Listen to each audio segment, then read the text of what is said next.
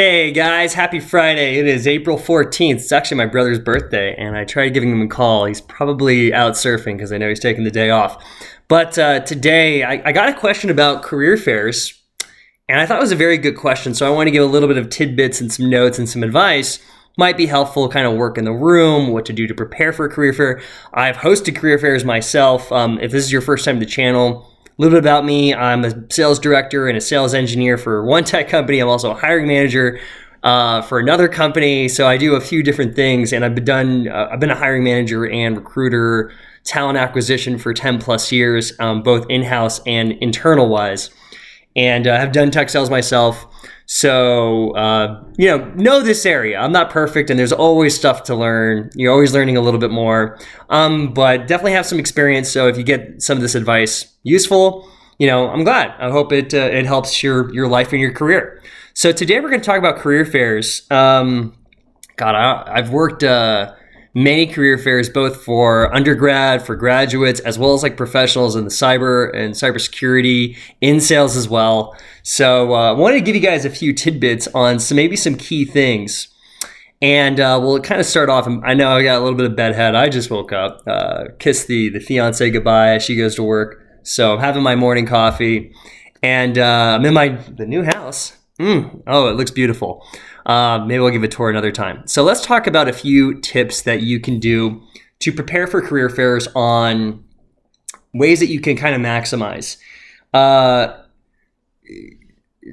As a hiring manager, you want to make sure that you're always in their shoes, putting yourself into either, if you're in tech sales, putting yourself in the client's shoes, in the customer's shoes, looking at kind of like candidate or customer experience. But also if you're going to a career fair, put yourself in their shoes. And funny story, this is actually how I got my job in cybersecurity recruiting 6 years ago now.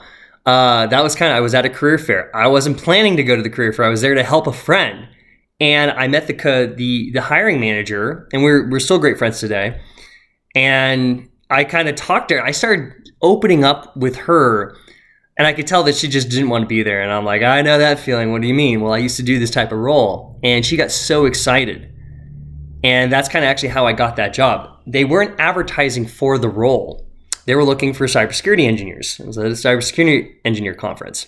So that's an example, but let's talk about what you should do to kind of like work the room, how to network best, how to connect with the hiring manager or who's ever kind of working the booth, okay? So number one, do your research. Before the career fair, you want to make sure you're researching all the companies, identifying your top ones that you really want to make sure that you talk to, right? This will help you plan out which booths to visit first. And the second thing I would say is get there early, okay? Get there early. There is a window of opportunity where the hiring managers are also full of energy. They're excited. They'd like to be there. They're people usually, but they lose steam because then they talk to 100, 200, 300 people. Do not get there at the tail end of the career fair, okay? Get there at the beginning. A good kind of one technique you can use is kind of a sandwich technique. Get there in the beginning, make a connection with the top companies that you want to do. If you're like one of the first people, they'll remember you, but guess what? Then be the last person they see, okay? Maybe have a few questions ready for them at the beginning. Then they talk to a bunch of other people, and then at the end, you're that last person like, hey, I just want to come by again. I had a really great time talking to you. I'm interested in what your kind of company's doing and where they're going. By the way, do you have a business card? Like you make kind of 2 points of connection, one at the beginning, one at the end. And people are more likely when they're listening to information, same when we used to do classroom stuff, right? You remember a lot more in the beginning and the end. So do the same thing with career fairs. So I hope that helps, but do your research beforehand. Make sure you dress professionally. That's the other thing. Dress professionally. And dress professionally is something that makes you feel good, but also is in congruence with the industry you're working in. I used to do legal recruiting at one point, and that was like, you got to wear suit and tie because that's what lawyers do. And then when I went into kind of like tech recruiting, not everybody does. It's a little bit more blazer style. I still dressed, I wasn't in a t-shirt and jeans. You dress smart, you dress appropriate. A lot of people in the tech industry, they wear kind of a blazer and, maybe dark slacks. And that was kind of the way I would, and I feel most comfortable in those. So make sure you're dressing professionally, dressing in a way that's congruent, and you don't need to go like, super crazy suit and tie, but you definitely want to dress that professional look, well groomed, haircut, facial hair. Make sure you brush your teeth. You have no idea how many people had bad breath when they were talking to me. So brush your teeth or like use mints or something. Very, very key. There's an interesting, this is something you could try, and I don't know if it works because I heard it from a friend of mine. But he would put a little bit of, if you're a guy at least, a little bit of cologne on his wrist. And he said, this is when he was a waiter. He said that when he did this, he'd get a lot more tips. So I don't know, maybe if you want to hand over your resume, have a little bit of like good something smelling, might make you stand up. People associate smell to memory a lot better. So might be like, girls, you can use a little perfume. I don't know. I have not tried it, but it sounds like it would work, to be honest. All right, so dress professionally. Practice your elevator pitch. You want to make sure you have like a 30-second elevator pitch on who you are, what you're looking for, okay? And this is kind of like where you need to hook them. They're going to give you a little bit of like, oh, this is who we are. Great. If you've already done your research, you can skip that and go to your elevator pitch. Kind of who you are, what you're interested in, a little bit about yourself. Now, key here though with your elevator pitch, say something that makes you stand out, okay? And something fun, right? If you guys have gone to my LinkedIn, I talk about, I do sales and recruiting, but I'm also a pickleball enthusiast. I'm an outdoor enthusiast. So I used to say, like, part of my elevator pitch, it's like, oh yeah, I did this, this, and this, and I used to be a river rafting guide in Japan. Which is true, but definitely they're like, wait, what? It makes them kind of get out of their routine. If they're talking to 100, 200 people, there's kind of a routine they fall into. And you really want to break that routine. So when I say that, it kind of makes them like double take and stop. And then they're asking me questions about it. Also, it gives them a visual that makes me stand out. So if I start at the beginning when nobody's there and they're excited, I throw that out as part of my elevator pitch, makes me more memorable. If I come at the end of it as well, do a little bit of follow-up and like, by the way, I have some more questions on these things. It's very effective. The other thing is that, what was I going to say? You should have questions for them. You should have 3 to 5 good questions about the company, the industry, where it's going, that you can ask. Because you don't want to be just pitching. It has to be the back and forth. Pitch yourself for 30 seconds, like seriously, put it on a timer, and then also have questions for them that you have that dialogue. Be respectful of time. If there's nobody around you, that's fine. You can spend like a good 5 minutes. If there's a line behind you guys, don't take up too much time. They got to get through other people. Keep it to 2 minutes, okay? So, other things, collecting business cards. Make sure you're collecting business cards, okay? Get a whole trophy full. Bring your own business cards. Very, very key too. Now, the other thing is following up.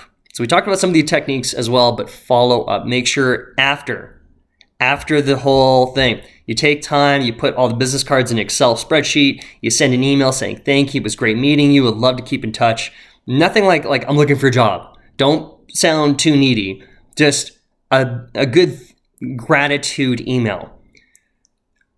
1 week later, or at least minimum 3 days later, you send a follow-up email as well, telling them like, hey, I would love to use you as a point of reference. Not sure if you saw my resume, but would you know anybody who'd be interested in somebody with my talents, right? Use that person as now a professional reference that either A, they know people that are hiring, B, they can hire in their own company, and C, they're now a referral. And people if you can use referrals to get your resume, pushes right to the front of the line, okay? Very, very useful. All right, I'll give you guys a bonus tip for this one. This is kind of funny. So I remember this time I was working one career fair, and one guy was giving out resumes with also his headshot in the resume, like a separate whole professional photo, which had a paper clip to his resume. Now, I thought it was so goofy, but we ended up hiring him. So there's two people that really we hired. And here's a good example. One was this guy. Why? He stood out. Everybody at the career fair had all the same resume. I don't know if everybody was looking at using the exact same template, but they all had, I mean, they were at the same school, they had the same skill sets, they're all looking for the same thing. This guy did something to stand out. I thought it was goofy, but I remembered the guy. I remembered him.